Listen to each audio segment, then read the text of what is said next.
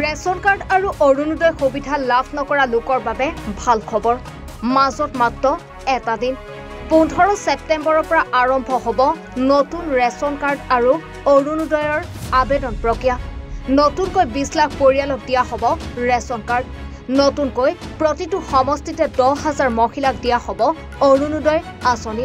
মুখ্যমন্ত্ৰী হিমন্ত বিশ্ব শৰ্মাৰ ডাঙৰ ঘোষণা এই মুহূৰ্তত এই খবৰ জনাইছো ৰেচন কাৰ্ড আৰু অৰুণোদয় লাভ নকৰা লোকৰ বাবে ভাল খবৰ মাজত মাত্ৰ এটা দিন আৰু 15 ছেপ্টেম্বৰৰ পৰা আৰম্ভ হ'ব নতুন ৰেচন কাৰ্ড আৰু অৰুণোদয় আবেদন প্ৰক্ৰিয়া জিলা ভিত্তিত বিতৰণ কৰা হ'ব এইসমূহ ৰেচন কাৰ্ড আবেদন কৰিবৰ বাবে বাধ্যতামূলক আধাৰ কাৰ্ড আবেদনৰ সময়ত সংলগ্ন কৰিব লাগিব আধাৰ কাৰ্ড পপত্ৰ পূৰণৰ সময়ত আধাৰ কাৰ্ড ভোটাৰ কাৰ্ড গাঁঠি দিব লাগিব আবেদনকাৰীয়ে অৰুণোদয় 3.0 আবেদন প্ৰক্ৰিয়া 15 ছেপ্টেম্বৰৰ পৰা আৰম্ভ হ'ব আৰু 1 ফেব্ৰুৱাৰীৰ পৰা লাভ কৰিব অৰুণোদয় আঁচনিৰ ধন প্ৰায় 12,60,000 নতুন হিতাধিকাৰীয়ে পাব অৰুণোদয় আঁচনি 20 লাখ পৰিয়ালক দিয়া হ'ব ৰেচন কাৰ্ডৰ সুবিধা ৰেচন কাৰ্ড থকা পৰিয়ালেহে লাভ কৰিব অৰুণোদয় আঁচনি মুখ্যমন্ত্ৰী ডক্টৰ হিমন্ত বিশ্ব শৰ্মাৰ ডাঙৰ ঘোষণা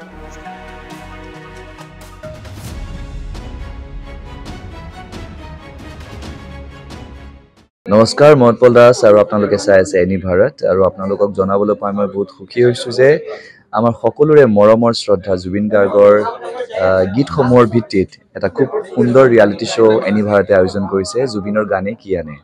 এই প্ৰথম ছিজনটোত অডিশ্যনছ আৰম্ভ হ'ব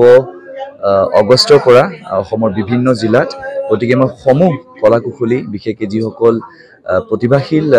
গায়ক গায়িকা আছে আমাৰ সমাজত তেওঁলোকলৈ মই এটা আহ্বান জনাইছো তেওঁলোকে প্ৰস্তুত হওক এই ৰিয়েলিটি শ্ব'ৰ বাবে আৰু তাৰিখটো হৈছে